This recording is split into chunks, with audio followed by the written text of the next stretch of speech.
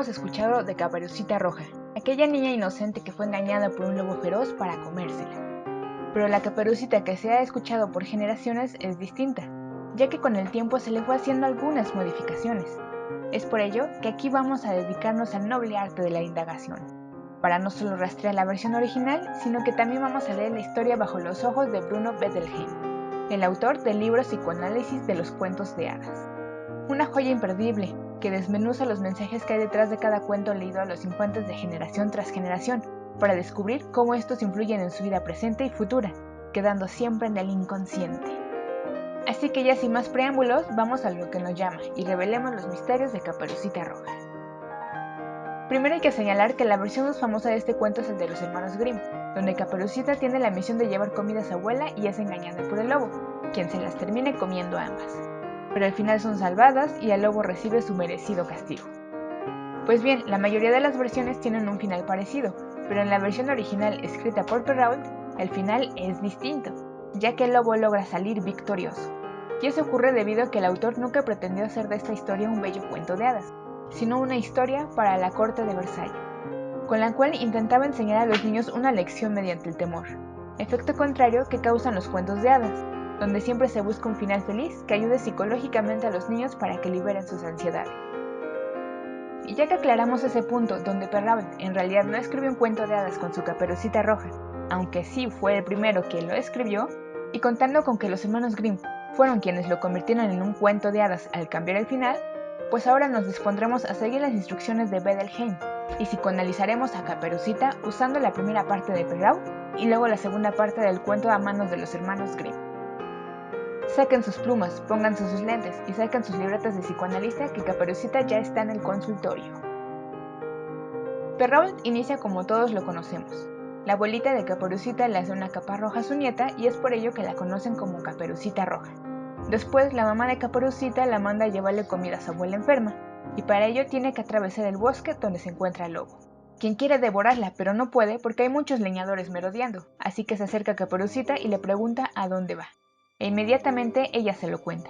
Luego el lobo le dice que él también va a ir a visitar a la abuelita, y Caperucita le cuenta con lujo de detalle cómo llegar. Después de las instrucciones de Caperucita, el lobo se va rápidamente, mientras ella se entretiene con todo en el camino, mirando las flores, los árboles y todo alrededor. Y como era de esperarse, cuando el lobo llega a la casa de la abuelita fingiendo ser Caperucita, procede a devorarla.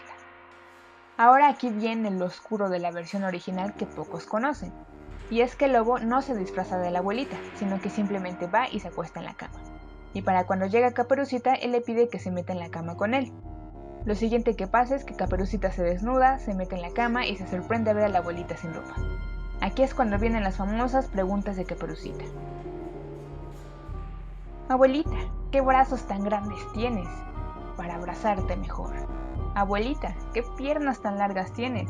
Para correr mejor. Luego pregunta por los ojos, las orejas y al final los dientes, donde el lobo responde, para comerte mejor. Aquí es cuando el lobo se abalanza contra Caperucita y se la come. En la versión original de Perrault, la historia termina aquí y solo agrega un poema que lleva consigo la moraleja de que las mujeres no deben hacer caso del primero que se les acerque, y si lo hacen, el lobo se las comerá, aun cuando el lobo parezca amable, porque a veces esos son los más peligrosos. Sin embargo, la técnica de Perrault para crear en los lectores una conciencia respecto a esta situación resulta muy poco efectiva, ya que hay cosas que parecen hasta absurdas, como el por qué Caperucita simplemente se desnuda y se mete a la cama, como si fuera extremadamente tonta, o quizá al contrario, porque se puede llegar a percibir que Caperucita realmente quiere ser seducida por el lobo, y esto se ve desde que le da instrucciones detalladas de cómo llegar a la casa de su abuela. Ahora brinquemos a los hermanos Grimm. Ellos inventaron dos versiones de esta historia. En ambas, el título de Caperucita hace referencia a que la niña lleva siempre una capa de terciopelo rojo que le queda tan pero tan bien que no quiere ponerse otra cosa. En el caso de esta historia se habla inconscientemente de los problemas de una niña entrando a la adolescencia y su conflicto no resuelto con su etapa de niñez. La casa de sus padres representa el lugar seguro para Caperucita, donde sus padres la protegerán durante la pubertad, pero la casa de la abuela enferma se convierte en un lugar inseguro, donde es vulnerable e incapaz de evitar las consecuencias de su fatídico encuentro. Por otro lado, hay que señalar que Caperucita sale voluntariamente de su casa, ya que lejos de asustarse del mundo externo, más bien le parece atractivo, y justo ahí es donde se encuentra su mayor peligro, ya que se verá tentada a actuar según el principio del placer, antes que el de la realidad. Por otra parte, las advertencias de la madre de Caperucita nos muestran que ella es consciente de las tendencias de su hija por desviarse del buen camino. Por ello, intenta recordarle que hay una gran diferencia entre hacer lo que a uno le gusta y lo que uno debe hacer. Pero hay otra tendencia de Caperucita que su mamá ha notado, y le advierte de ello cuando le dice que no curosee en la casa de la abuela, pues también sabe que Caperucita siente atracción por descubrir los secretos del mundo de los adultos. ¿Qué ocurre en los rincones a donde ella no tiene acceso? Expresando así una curiosidad que despierta en su sexualidad. Así es, Caperucita, te encuentras aquí en nuestro consultorio para decirte que acabas de entrar a una etapa de lucha con los problemas de la pubertad, para los que emocionalmente no estás preparada. Así que debes estar alerta y hacer uso de tus sentidos, como lo haces con las famosas preguntas del lobo aludiendo a 4 sentidos: el oído, la vista, el gusto y el tacto, los cuales usamos para intentar entender el mundo que nos rodea. Aquí los personajes maternos resultan poco relevantes, siendo solo personajes que advierten y revelan las tendencias de Caperucita, y tanto la abuela como la madre son incapaces de evitar lo que ocurre en Caperucita. Por otro lado, la historia denota la importancia en los personajes masculinos, es decir, el lobo y el cazador, quienes adquieren relevancia como los dos lados opuestos de un mismo sexo. El lobo representa la seducción y la destrucción si se deja llevar, y el cazador representa la parte paterna, fuerte y responsable. Los personajes terminan encontrándose en Caperucita para que intente comprender sus dos naturalezas. Por un lado, el ello, que es nuestro lado salvaje y destructor, y por otro lado, el yo, que es nuestro lado reflexivo y social. Así que ya hemos descubierto que Caperucita Roja no es un cuento tan inocente e infantil.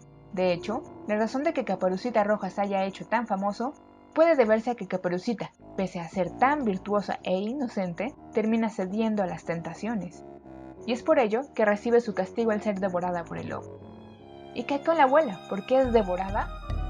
Pues ella es castigada en nombre de la figura materna, quien otorga a su hija una capa roja tan atractiva para los hombres que la pone en peligro a una edad prematura, es decir, es castigada por darle a Caperucita un atractivo sexual mediante el rojo, que simboliza las emociones violentas, sobre todo las de tipo sexual. Ahora, no hay que alarmarse por todas estas escenas de connotación sexual, ni mucho menos por las escenas que hasta parecen llegar a una escena de película gore. Y es que, aunque parecieran muy violentas para los niños, en realidad funcionan diferente en la mente consciente e inconsciente de un niño, ya que se deja llevar por la fantasía de la historia y logra comprender que el hecho de que el lobo se comiera a Caperucita y su abuela no las mata, sino que solo salen momentáneamente de la realidad. Es por ello que necesitan que alguien del exterior las ayude, y en el caso de Caperucita, ¿quién mejor para ayudarla que la figura paterna?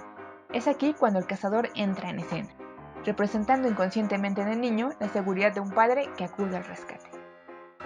Y de hecho, si se presta atención al cuento, vemos que queda de manifiesto que Caperucita y la abuelita nunca mueren, ya que cuando el cazador abre el estómago del lobo y la saca, Caperucita dice que tuvo miedo de la oscuridad que había dentro, miedo que pone en evidencia que siguen vivas, y en el caso de Caperucita, el miedo también es debido al enfrentamiento de las consecuencias por su mal comportamiento, mismo miedo que sienten los niños cuando saben que se han portado mal.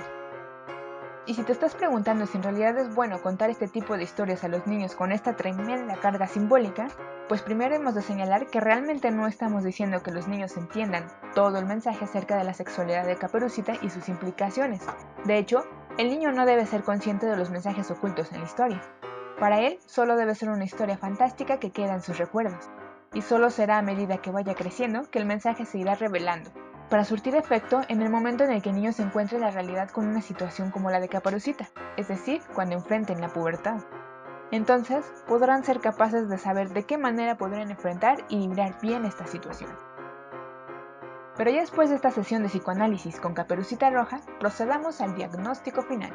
Pues bien, Caperucita, al final de tu historia, cuando el cazador te sacó del estómago del lobo, para ti representa una especie de nuevo nacimiento, donde al fin fuiste capaz de ver una nueva luz a través de la oscuridad, y adquiriste una mayor comprensión de las experiencias emocionales, las cuales debes dominar. Así que los niños que lean tu historia podrán empezar a entender que solo las experiencias que nos perturban originan en nosotros sentimientos internos correspondientes, contra los que no podemos hacer nada. Pero una vez que los hayamos dominado, no tendremos por qué temer al inevitable encuentro con el lobo, lo cual queda reafirmado en el final del cuento, donde leemos: Caperucita pensó, no volveré a desobedecer a mi madre, y no saldré del camino cuando vaya sola por el bosque. Funcionando también como una advertencia para el niño, donde se refiere a que la huida de toda situación problemática no es la solución, y que Caperucita necesitaba desviarse temporalmente del camino recto, desafiando a su madre y al super yo, para alcanzar un estado superior de organización de la personalidad. Así es como una experiencia decepcionante logra crear para Caperucita la oportunidad de tener un verdadero encuentro con su propia sexualidad, y obviamente con un resultado distinto. Hemos acabado tu sesión de hoy, Caperucita Roja. Nos vemos en un próximo consultorio.